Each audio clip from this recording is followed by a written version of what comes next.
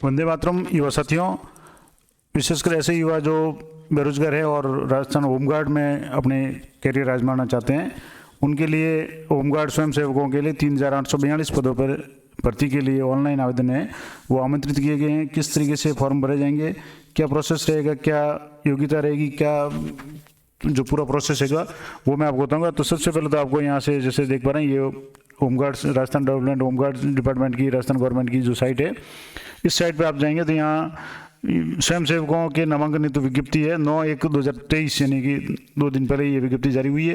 ये विज्ञप्ति क्या है और किस तरीके से पूरी डिटेल में आपको बताऊंगा।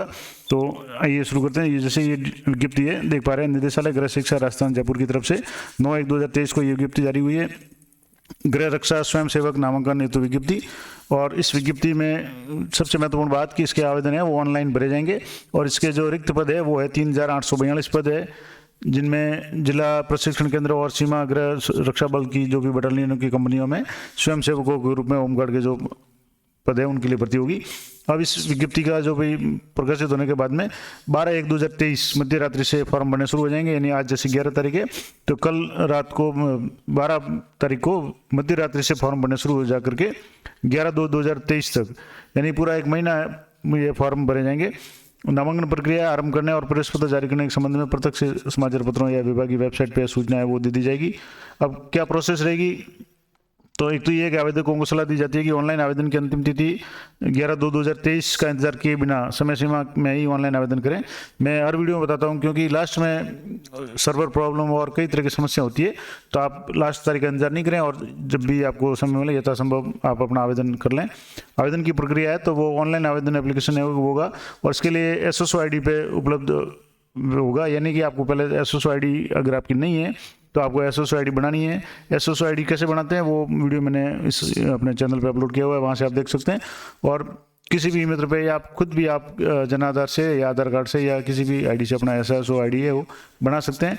SSO ID बनाने के बाद में आपको ऑनलाइन फॉर्म भरना पड़ेगा, जिसमें recruitment.2.rajasthan.gov इस पर आपको आवेदन करना है और इस पोर्टल पर जा करके आपको जो भी है उसमें हार्ड कॉपी वगैरह है वो आपको कहीं जमा नहीं करानी, यानी ऑनलाइन आवेदन नहीं होगा। और वो इसके लिए आपको फोटो है वो नवीनतम फोटो है 50 KB से 100 KB के बीच में होनी चाहिए और अपने दिनांक विज्ञप्ति जारी होने के दिनांक उसके पश्चात के अंकित हो, यानी कि विशेष ध्यान ये रखना है कि हाल ही में खींची गई नवीनतम फोटो पासपोर्ट साइज रंगीन फोटोग्राफ होगी और जिस पर विज्ञप्ति जारी होने की दिनांक, यानी कि जैसे ये 9 तारीख जारी हुई है या तो 9 या उसके बाद की तारीख है वो अंकित होनी जरूरी है इस फॉर्मेट में, डेट मंथ और ईयर। और उसके बाद में नमूना हस्ताक्षर है उसके के लिए आपको ई मित्र के उसके साथ पे लेके जाए। और ध्यान रखें कि शारीरिक दक्षता परीक्षा के लिए जारी होने वाले प्रवेश पत्र पर भी आवेदन पत्र के समय अपलोड की गई फोटो ही चस्पा की जाए, यानी फोटो आप अपने पास में उसकी कॉपी रखें, एक ही फोटो नहीं रखें। अब महत्वपूर्ण बात है कि ऑनलाइन आवेदन करने से पूर्व आवेदक से अपेक्षा की जाती है कि वो ऑनलाइन आवेदन करने और परीक्षा शुल्क जमा कराने संबंधी दिशा निर्देश का सावधानी से पालन कर ध्यान से उनको देख लें। अब आवेदकों की सुविधा के लिए राजस्थान के समस्त ई मित्र कियोस्कों की सूची भी इस वेबसाइट पर उपलब्ध मिल जाएगी आपको और किसी भी ई मित्र से आप आवेदन कर सकते हैं।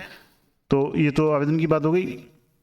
आवेदन के बाद में आपको एप्लीकेशन ID है वो अवश्य मिलेगी। एप्लीकेशन ID नहीं मिली, इसका मतलब आपका आवेदन सबमिट नहीं हुआ, तो ये विशेष ध्यान रखें।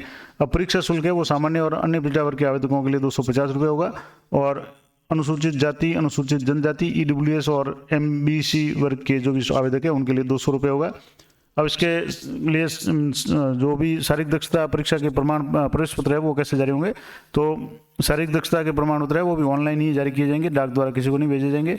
और प्रवेश पत्र वेबसाइट पे उपलब्ध होने की सूचना है वो वेबसाइट पे दे दी जाएगी। तो अपना प्रवेश पत्र है वो आप SSO लॉगिन में जाकर के रिक्रूटमेंट पोर्टल पे वहाँ डाउनलोड ऑप्शन जो आता है एडमिट कार्ड, उसमें से आपको डाउनलोड हो जाएंगे और जिसकी सूचना आपको ईमेल ID या मोबाइल नंबर पे भी भेजी जाएगी।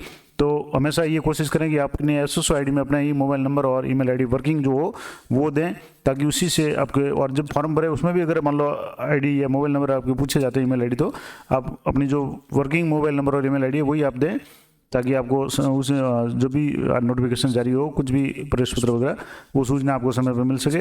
नामांकन हेतु रिक्त पद है तो रिक्त पदों की संख्या है ये पूरी यहाँ ये टेबल दी हुई है, जिलावार, कैटेगरी वाइज, अनुसूचित जाति जनजाति, जो भी कैटेगरी वाइज, डिस्ट्रिक्ट वाइज पूरी लिस्ट आपके सामने यहाँ दी हुई है।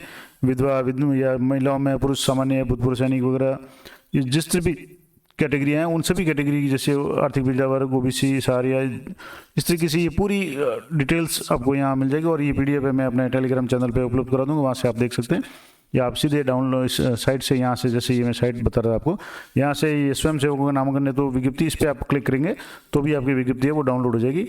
तो ये तो बात होगी। अब आरक्षण है तो राज्य सरकार के नियमानुसार अनुसूचित जाति के लिए 16%, जनजाति के लिए 12%, अन्य पिछड़ा वर्ग के लिए 21%, आर्थिक रूप से कमजोर यानी EWS के लिए 10% और MBC के लिए 5% जो भी आरक्षित होगा।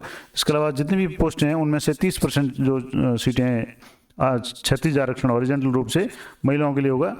और ये जो भी नियमानुसार राज्य सरकार के हैं उनमें होगा। भूतपूर्व सैनिकों के लिए भी नियमानुसार जो भी आरक्षण होगा वो दे होगा। TSP और जो जनजाति या शहरी आदि में उनके लिए अलग से पद भी जारी किए गए हैं और उनके लिए विस्तृत डिटेल है। मानदेय है तो गृह रक्षा स्वयं सेवक सरकारी कर्मचारी नहीं होता, यानी होमगार्ड है वो सरकारी कर्मचारी नहीं होते।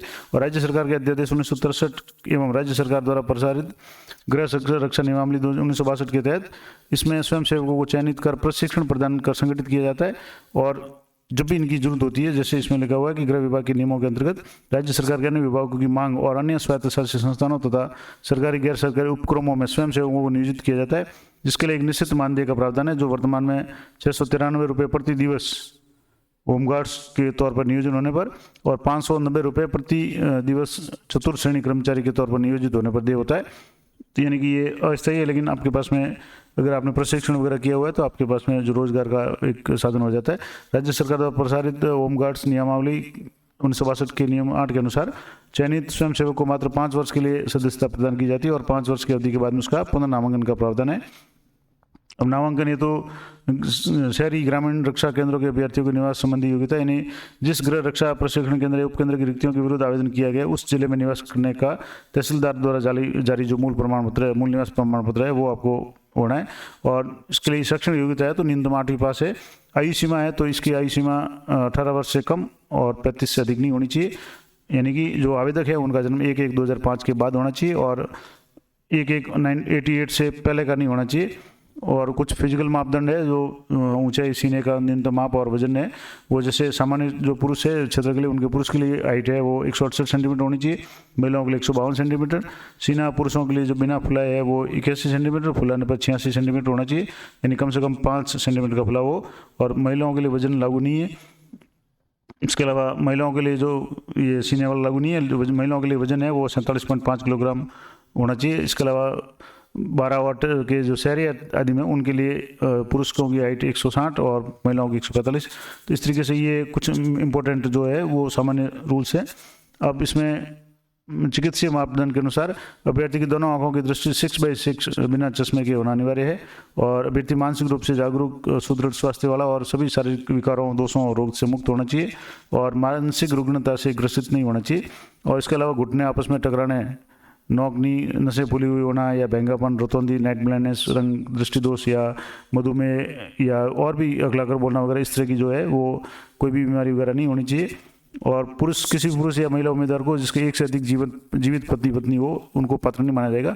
और शादीशुदा अभ्यर्थी के लिए विवाह पंजीयन प्रमाण पत्र पेश करना होगा और किसी भी विवाहित अभ्यर्थी को नामांकन के लिए पात्र नहीं माना जाएगा यदि उसने विवाह के समय दहेज स्वीकार किया, तो दहेज का जो भी सर्टिफिकेट है दहेज नहीं लेने का वो मांगा जाएगा। और अगर कोई तथ्य छुपाया जाएगा तो उसका नामांकन रद्द हो जाएगा।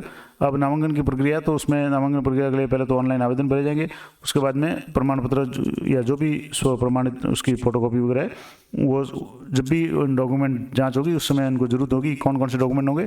तो शैक्षणिक योग्यता के प्रमाण पत्र, जैसे कम से कम 8वीं पास मांगिए, तो जिले का मूल निवास का प्रमाण पत्र, आयु प्रमाण पत्र, यानी जैसे शैक्षणिक आयु में दर्ज नहीं है तो, और अगर आपकी 8वीं की मार्कलिस्ट या 10वीं अगर आपने की हुई है तो उसमें डेट ऑफ बर्थ आ जाती है।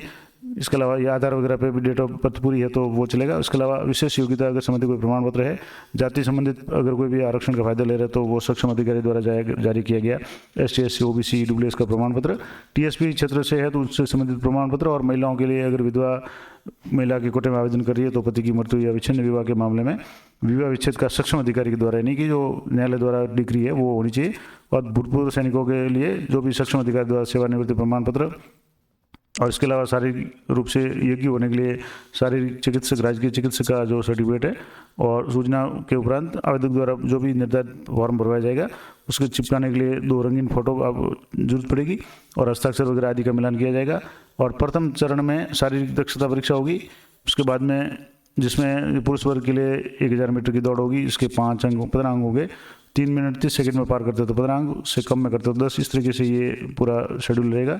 जो अब इसकी पूरी मैं PDF आपको दे दूंगा क्योंकि वीडियो काफ़ी लंबा हो जाएगा। और जिसमें अगर मान लो आपके द्वितीय चरण की जो उसमें शारीरिक मापतौल है, जिसमें आपके जो भी नियमानुसार है वो फिजिकल फिटनेस है वो चेक की जाएगी, हाइट और वेट वगैरह ये। इसके अलावा अगर आपके पास में NCC के C सर्टिफिकेट है, ये प्रमाण पत्र का है तो 2 अंक आपको मिलेंगे। B प्रमाण पत्र है तो आपको 4 अंक, और C प्रमाण पत्र NCC का अगर है आपके तो 6 अंक आपको मिलेंगे। और इसके अलावा राजस्थान का शिक्षा है तो RKCL राजस्थान नॉलेज द्वारा जो भी अगर RSCT का आपके पास में कोर्स किया हुआ है तो उसके 4 अधिकतम अंक मिलेंगे। और इलेक्ट्रीशियन, फिटर, प्लम्बर वगैरह कोई डिप्लोमा किया हुआ है तो उसके 3 अंक मिलेंगे। और अगर खेल के संबंध में अंतर्राष्ट्रीय स्तर या राष्ट्रीय स्तर पर भाग लिया हो तो 4 अंक मिलेंगे। राज्य स्तर पर तो 2 अंक मिलेंगे, यानी ये अधिकतम अंक है तो मैक्सिमम 4 मिल सकते हैं। इसके अलावा स्काउट का अगर राष्ट्रपति पुरस्कार है तो 4, राज्य पुरस्कार है तो 3, और तृतीय सोपान उत्तीर्ण है तो 2। हल्का भारी मोहन जो वाहन चालक अगर है, हेवी ड्राइविंग का लाइसेंस का अगर सर्टिफिकेट आपके पास है तो 4 अंक। हल्का मोहन जो मोटर वाहन चालक है उसके 2 अंक है। इस तरह के ये सारे जो है अंक एक्स्ट्रा जो भी होंगे। इसके अलावा चतुर्थ चरण में मौखिक व्यक्तित्व परीक्षण होगा जिसमें 5 अंकों का होगा। तो इस तरीके से जो भी परीक्षा होगी उसमें शारीरिक दक्षता के 25 नंबर होंगे, विशेष योग्यता के 20, मौखिक परीक्षण के 5। इस तरीके से 50 अंकों का जो अधिकतम परीक्षण होगा उसके अनुसार मेरिट बनेगी। फिर स्वास्थ्य बोर्ड के द्वारा जो भी है वो स्वास्थ्य परीक्षण किया जाएगा। व्यक्ति स्वस्थ होना जरूरी है। और उसके बाद में जो और भी जैसे महत्वपूर्ण कुछ निर्देश है वो मैं आपको, और इसमें कुछ इंपॉर्टेंट बातें मैं आपको ज़्यादा पूरी डिटेल नहीं बताऊंगा क्योंकि बहुत लंबा हो जाएगा। तो ये अब ये पूरा जो आदेश था ये जैसे IPS अतिरिक्त महानिदेशक पुलिस गृह रक्षा राजस्थान की तरफ से ये पूरा विज्ञप्ति है। तो महत्वपूर्ण बातें मैंने बता दी। अगर इसमें कुछ भी आप अगर पूरी जानकारी चाहते हैं तो आप मेरे YouTube ये टेलीग्राम चैनल पर जाकर के ये पूरी PDF आप देख सकते हैं। वो PDF मैं वहाँ उपलब्ध करवा दूंगा ताकि आप आराम से उसको देख सकें। और टेलीग्राम चैनल का जो लिंक है इसी वीडियो के डिस्क्रिप्शन में दिया हुआ है, वहाँ से आप चेक कर लें। या मेरे जो चैनल का नाम है SSAA EduTech, उस नाम से ही आप टेलीग्राम सर्च करेंगे तो चैनल आपको मिल जाएगा। तो ये पूरी महत्वपूर्ण जानकारी थी वो गृह रक्षा स्वयंसेवक यानी होमगार्ड की विज्ञप्ति के संबंध में। तो इसके फॉर्म है वो कल 12/1/2023 से शुरू हो रहे हैं। तो अगर आप भी इसमें फॉर्म भरना चाहते हैं तो आप भर सकते हैं। और ये वीडियो ज़्यादा से ज़्यादा लोगों को शेयर करें ताकि उनको भी जानकारी हो सके। मिलते हैं नेक्स्ट वीडियो में, तब तक जय हिंद, जय भारत।